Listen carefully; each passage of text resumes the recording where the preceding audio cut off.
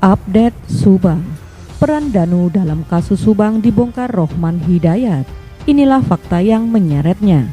Namun sebelum lanjut, jangan lupa subscribe channel ini ya guys, agar kalian tidak ketinggalan berita terbaru seputar dunia selebritis. Kalau kalian sudah subscribe, mari kita lanjut dan tonton video ini sampai habis ya. Pemanggilan saksi kasus perampasan nyawa ibu dan anak di Subang semakin mengerucut. Sebelumnya, Yosef Hidayah, Yoris Raja Amarullah, dan Muhammad Ramdhanu alias Danu. Saat ini hanya Danu yang dipanggil penyidik Polda Jabar. 2 hari berturut-turut Danu dipanggil penyidik Polda Jabar, yakni Senin 6 Desember dan 7 Desember 2021. Tentu saja hal ini jadi pertanyaan, apakah Danu jadi calon tersangka? Tapi hal ini baru praduga tak bersalah, sebab hanya penyidiklah yang menentukan. Rohman Hidayat, penasehat hukum Yosef Subang, begitu yakin tentang puntung rokok yang ditemukan penyidik di rumah tempat kejadian perkara atau TKP adalah milik Danu. Kami meyakini itu puntung rokok milik Danu, namun itu memang pastinya ada di penyidik dan penyidiklah yang lebih tahu. Hanya saja kami berasumsi seperti itu berdasarkan keterangan Pak Yosef yang telah disampaikan ke penyidik, ujar Rohman Hidayat kepada dexjabar.com Selasa 7 Desember 2021 malam.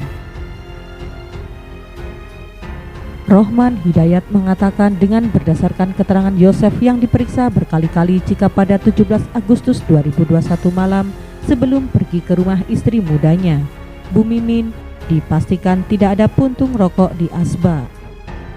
Lalu ketika akan pulang ke rumahnya, Bu Mimin pula tidak melihat ada nasi goreng di meja makan, juga mangkok aluminium foil.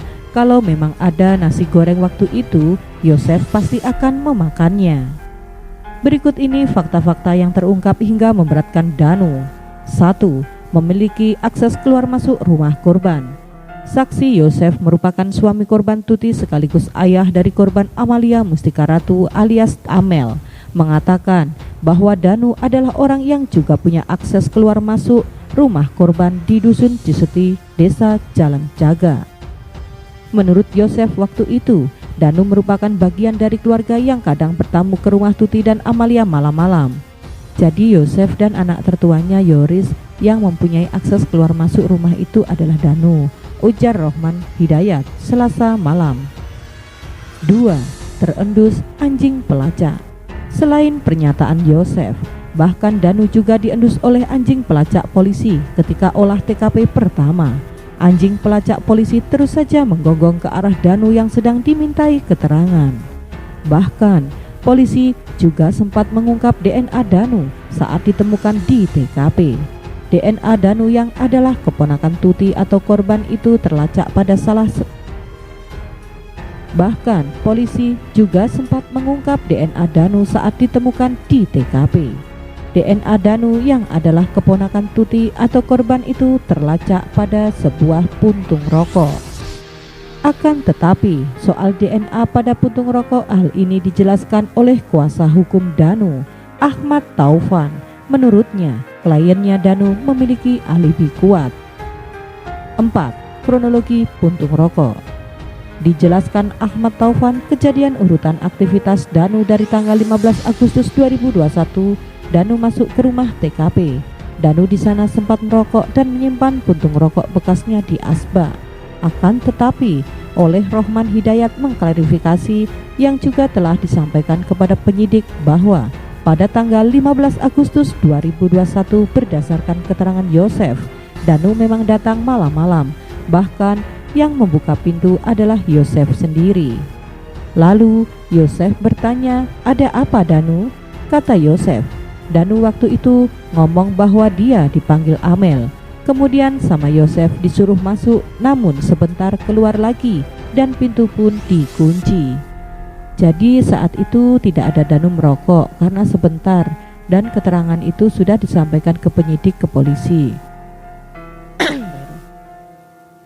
Jadi saat itu tidak ada Danu merokok karena sebentar, dan keterangan itu sudah disampaikan ke penyidik kepolisian, ujar Rohman Hidayat saat dihubungi Selasa malam. 6. oknum Banpol. Fakta lainnya yang bisa menyeret nama Danu dalam kasus perampasan nyawa ibu dan anak di Subang ialah tentang anggota bantuan polisi atau Banpol yang menyuruh Danu untuk menerobos tempat kejadian perkara atau TKP. Akan tetapi, untuk hal yang satu ini, tim pengacara Danu telah mendapatkan bukti rekaman pengakuan Banpol ketika menceritakan kejadian masuknya dia ke TKP itu kepada seseorang. Ahmad Taufan, pengacara Danu, mengungkapkan bukti rekaman ini bisa meyakinkan jika kejadian Danu masuk TKP perampasan nyawa ibu dan anak di Subang dengan korban Tuti Suhartini dan Amalia Mustika Ratu alias Amel karena disuruh Banpol. Menurut kami, kejadian Banpol masuk lokasi itu benar adanya. Kami punya bukti rekaman. Pengakuan Banpol menceritakan kejadian tersebut sedang berkomunikasi sama seseorang. Tidak ada lagi alasan untuk menilai kejadian Banpol ini tidak ada, tegas Ahmad Taufan dalam channel YouTube Heri Susanto. Terima kasih sudah menonton video ini sampai habis ya guys. Jangan lupa like, comment, and subscribe. Dan sampai jumpa di video selanjutnya. Tetap patuhi protokol kesehatan.